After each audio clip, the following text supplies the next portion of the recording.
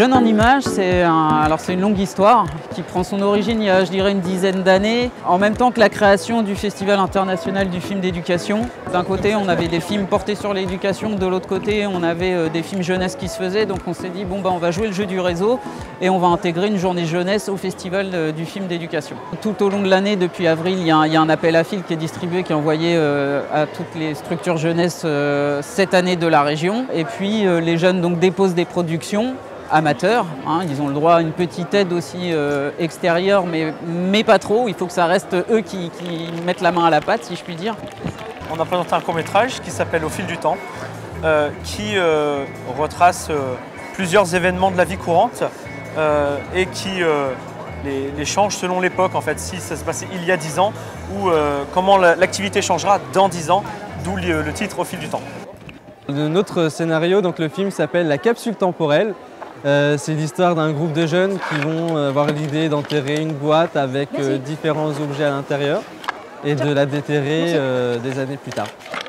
Le but, oui, c'est de projeter leur production sur grand écran, qu'on puisse passer un moment convivial, avec aussi à côté, comme vous pourrez le voir, des ateliers autour des médias. On va avoir le trucage fond vert utilisé dans les séries type Game of Thrones, je dirais beaucoup.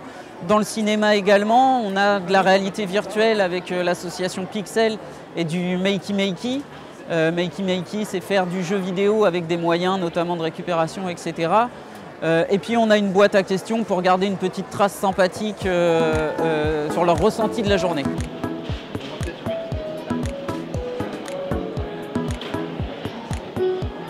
C'est notre 10e édition, c'est notre anniversaire, donc la thématique était « Et si on se donnait rendez-vous dans 10 ans ?» C'était plutôt inspirant parce qu'en 10 ans, surtout à notre époque, les choses changent beaucoup, très vite, très vite, et la technologie chaque année évolue.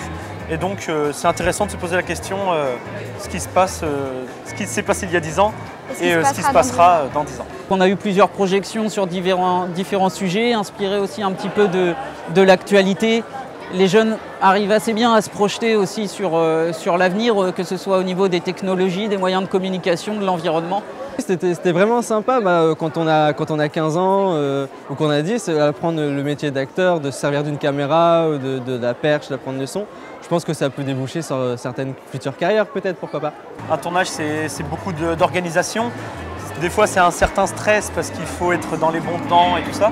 Et limite, je dirais même que ça confirme ce que l'on pensait et ça nous motive plus. En quelque sorte, ça confirme qu'est-ce que c'est que le travail derrière, à quel point il est colossal, mais à quel point il est drôle aussi et amusant à faire. Franchement, c'est assez impressionnant. C'est un grand écran, on sait qu'on est vu par plein de gens. Franchement, la salle a été presque remplie quand même. Au début, j'avais du mal à me rendre compte et puis c'est un moment où je me retourne et je me dis « Ah ouais, quand même il y a un paquet de monde qui voit quoi. » C'est très drôle et c'est bizarre, on est heureux.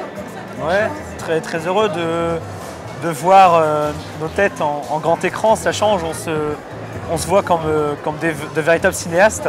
Pour tous les jeunes qui sont ici, doivent être très contents de ce qu'ils ont fait, quoi, leur travail accompli. Ouais, c'est une fierté, on va dire. Oui. Ouais, très fier. Je le ressortirai dans très longtemps encore. Ouais, J'ai fait un court-métrage.